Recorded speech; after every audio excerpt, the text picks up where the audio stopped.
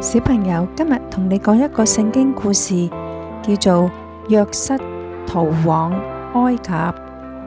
小朋友啊，嗰幾位博士將啲禮物送咗俾耶穌之後，於是乎希律王亦都知道佢哋已經揾到耶穌，所以希律王決定要將耶穌去除滅，就係咁樣。所以天父就差派使者喺約瑟夢中嘅時候，就同佢講，叫佢快啲起嚟，帶住耶穌同埋母親瑪利亞逃去埃及。約瑟，你哋一家快啲逃去埃及。小朋友就係咁樣啦。於是乎，約瑟佢哋一家漏夜就帶住耶穌同埋瑪利亞，佢哋就逃去埃及。我哋快啲離開呢一度啦！我哋要逃去埃及啊！就係咁樣，所以約瑟、瑪利亞同埋耶穌，佢哋就喺埃及嗰度住咗一段時間。佢哋喺嗰度生活就安全啦。希律王佢哋亦都揾唔到佢哋。之後有一晚，約瑟又聽到天使同佢講，可以帶耶穌同埋瑪利亞翻去以色列嗰度生活。係啊，小朋友，因為呢，害耶穌性命嗰個人已經死咗啦，咁所以呢，天使就提約瑟可以離開埃及，翻去故鄉嗰度生活啦。於是乎，約瑟就同埋瑪利亞、耶穌一齊就翻去以色列嘅地方度生活。好啦，我哋終於可以嚟到拿撒勒啦！我哋就喺呢度平平安安咁樣生活啦。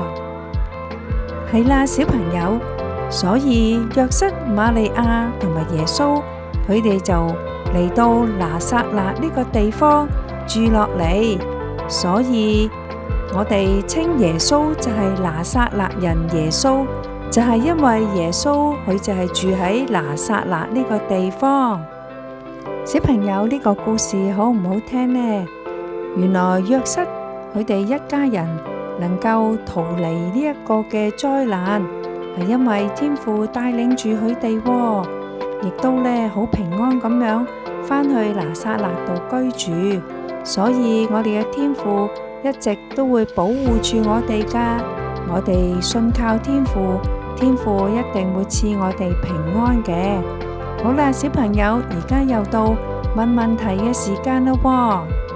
第一條問題，約瑟佢哋一家人，佢哋要逃難，去過一個咩地方啊？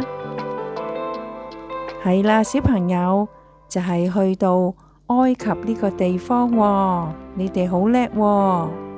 第二條問題，約瑟佢哋一家人去咗埃及之後，有冇停留落嚟喺度生活呢？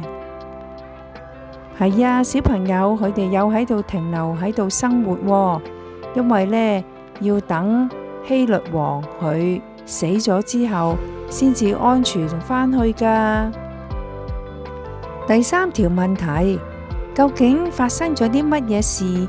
點解約瑟佢哋一家離開埃及，返去以色列呢？係啦，小朋友，係因為呢，約瑟佢喺夢中有天使同佢講，佢而家可以返去以色列啦，所以約瑟佢哋一家先至返去以色列。第四條問題，佢哋返去以色列之後，佢哋去咗一個乜嘢地方嗰度停留生活啊？係啦，小朋友，你哋好留心聽，就係拿撒勒呢個地方啦。就係因為咁，所以耶穌就稱為拿撒勒人耶穌。好啦，小朋友，你哋答啱4條問題啦，你哋好叻，下次再同你講聖經故事啦，拜拜。